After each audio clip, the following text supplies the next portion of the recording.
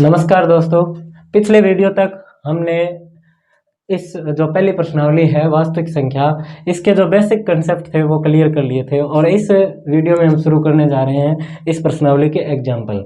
तो जो पहला एग्जाम्पल दे रखा है वो है संख्याएं 4 की पावर n पर विचार कीजिए, जहां n एक प्राकृत संख्या है।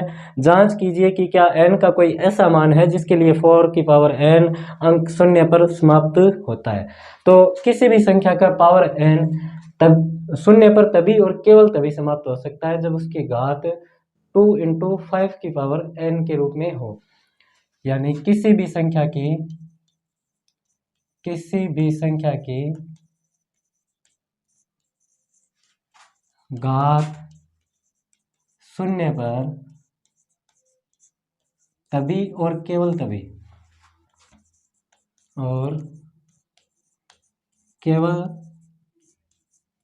तभी शून्य पर समाप्त हो सकती है, शून्य पर समाप्त हो सकती है जब उसके अभाज्य गुणनखंड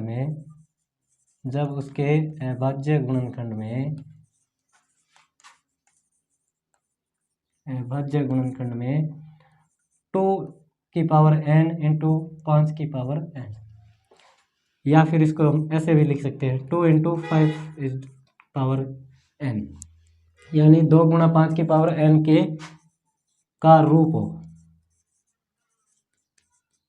अब हम 4 की पावर n का गुणनखंड के रूप में विचार करते हैं। अच्छा, 4 का जो हम अभाज्य गुणनखंड करेंगे तो ये 4 है। इसका अगर अपन अभाज्य गुणनखंड करें तो 2 से 2 बार और फिर 2 से 1 बार, यानी 2 की पावर 2 क्या आएगा, 2 की पावर 2 और गुणा n है। और घातें जब गुणा में हो तो जब घात की घात हो तो वो हमेशा गुणा हो जाती है, तो 2 की पावर 2n, यानी इसकी जो घात 4 का जो अभाज्य गुणनखंड है वो 2 की पावर 2n के रूप में आ रहा है। और इसमें ये 5 है ही नहीं, तो किसी भी संख्या का अभाज्य गुणनखंड शून्य पर केवल तभी समाप्त हो सकता है जब 2 की पावर n और 5 की पावर n हो। अतः 4 की पावर n का अभाज्य गुणनखंड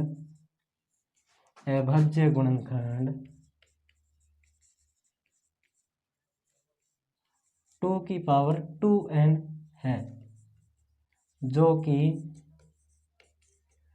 2 की पावर n गुणा 5 की पावर n के रूप का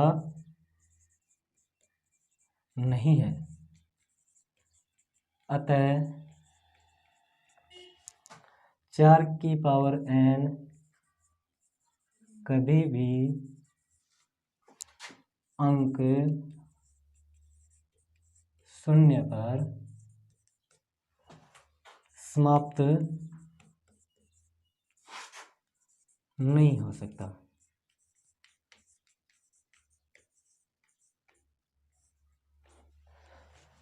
अच्छा, इसमें क्या पूछा था, हमें यही पूछा था कि संख्याओं 4 की पावर n पर विचार कीजिए कि n एक प्राकृत संख्या है और इसका जो पावर है n 4 की पावर n ये कभी शून्य पर समाप्त हो सकता है या नहीं। तो शून्य पर तभी और केवल तभी समाप्त हो सकता है जब 2 की पावर n और गुणा 5 की पावर n के रूप का दिया हो। और इसमें जो 4 की पावर n का अभाज्य गुणनखंड हम करते हैं तो 2 की पावर 2n के रूप का आ रहा है, जो कि 2 की पावर n गुणा 5 की पावर n के रूप का नहीं है।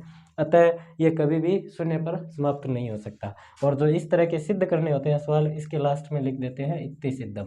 और अगर इंग्लिश में लिखना चाहो तो इंग्लिश में हेंस प्रूव्ड।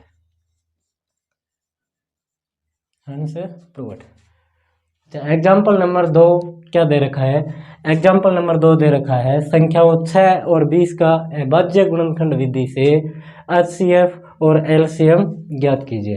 अभाज्य गुणनखंड विधि से HCF और LCM ज्ञात करना है। तो सबसे पहले तो हमें यह जरूरी है कि HCF क्या होता है।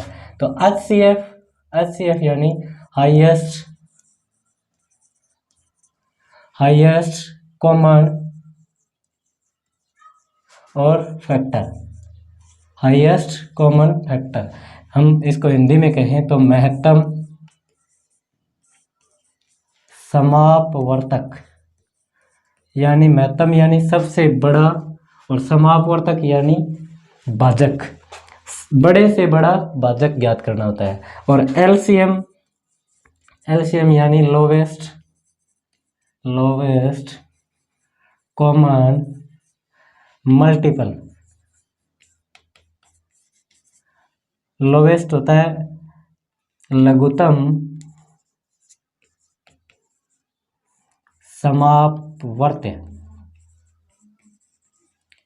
समापवर्त्य यानी छोटे से छोटा भाज्य।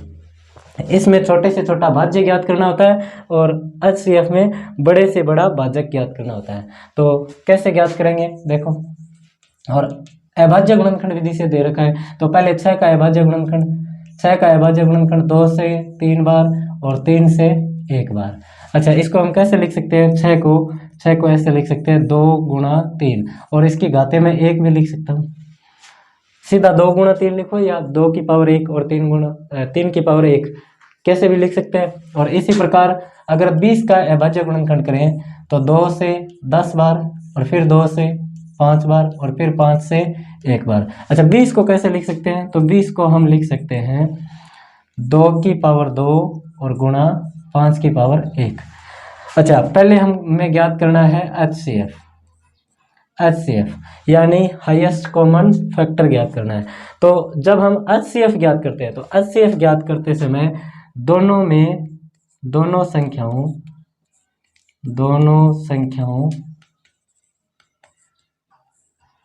के उभयनिष्ठ गुणनखंड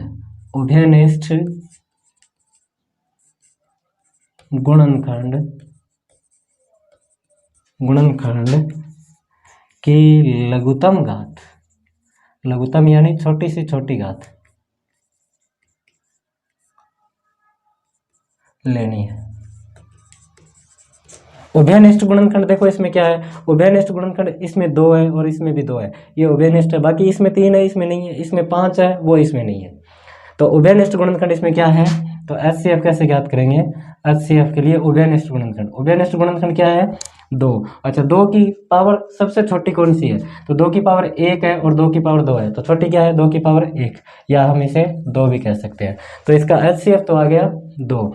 अच्छा, एलसीएम ज्ञात करना हो, एलसीएम जब ज्ञात करना हो तो दोनों संख्याओं के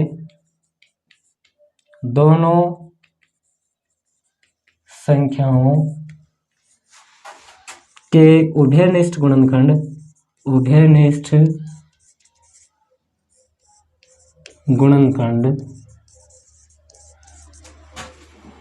की बड़ी से बड़ी घात और शेष सभी गुणनखंड लेते हैं। अच्छा, एलसीएम कैसे ज्ञात करेंगे? तो एलसीएम ज्ञात करना है तो इनमें जो उभयनिष्ठ गुणनखंड है, उभयनिष्ठ गुणनखंड इसमें 2 और इसमें 2 है। अच्छा, इसकी सबसे बड़ी घात क्या है? 2 की, तो 2 की सबसे बड़ी घात जो है वो है 2 की पावर 2। और क्या बच गया? तो पहले में 3 बच गया और दूसरे में क्या बच गया? 5। तो इन सब का गुणा कर देना है 4, ये 2 की पावर 2 4 गुणा 3 12 और 12 पंजो 60। तो इसका एलसीएम जो आएगा वो क्या आएगा? एलसीएम 60। और एचसीएफ जो है वो है 2। तो इसमें हमें एलसीएम और एचसीएफ ज्ञात करना था, तो एचसीएफ 2 और एलसीएम 60, ये इसके आंसर है, ये भी आंसर है। उदाहरण नंबर 3 क्या दे रखा है? उदाहरण नंबर 3 दे रखा है अभाज्य गुणनखंड विधि से 96 और 404 का एचसीएफ तथा एलसीएम ज्ञात कीजिए। तो अभाज्य गुणनखंड विधि है वही है जो अभी पीछे दूसरे उदाहरण में की है। तो अभाज्य गुणनखंड विधि से पहले 96 का अभाज्य गुणनखंड करते हैं, तो 2 से 48 टाइम, 2 से 24 और फिर 2 से 12 और फिर 2 से 6 और फिर 2 से 3 और फिर 3 से 1। तो हम इसको 96 को कैसे लिखेंगे? 2 की पावर देखो 2 कितनी बार है? 1 2 3 4 5 बार, तो 2 की पावर 5 और गुणा 3 एक ही बार है तो 3। अब 404 का अभाज्य गुणनखंड करना है, तो 404 2 से 202 बार, और फिर 2 से 101 एक बार, और फिर अब इसमें 101 का ही भाग जाएगा एक बार, क्योंकि 101 खुद एक अभाज्य संख्या है। तो हम इसको कैसे लिखेंगे, 404 को इसको लिखेंगे 2 की पावर 2 और गुणा 101। अच्छा, HCF ज्ञात करना है, तो HCF जब ज्ञात करते हैं तो इसमें जो उभयनिष्ठ गुणनखंड है, उभयनिष्ठ गुणनखंड 2 है, उभयनिष्ठ गुणनखंड 2 की सबसे छोटी घात, अच्छा यहाँ 5 घात है और यहाँ 2 घात है, तो 2 की घात 2 और 2 की घात 2 4, तो इसका HCF जो है वो है 4, ये इसका आंसर है।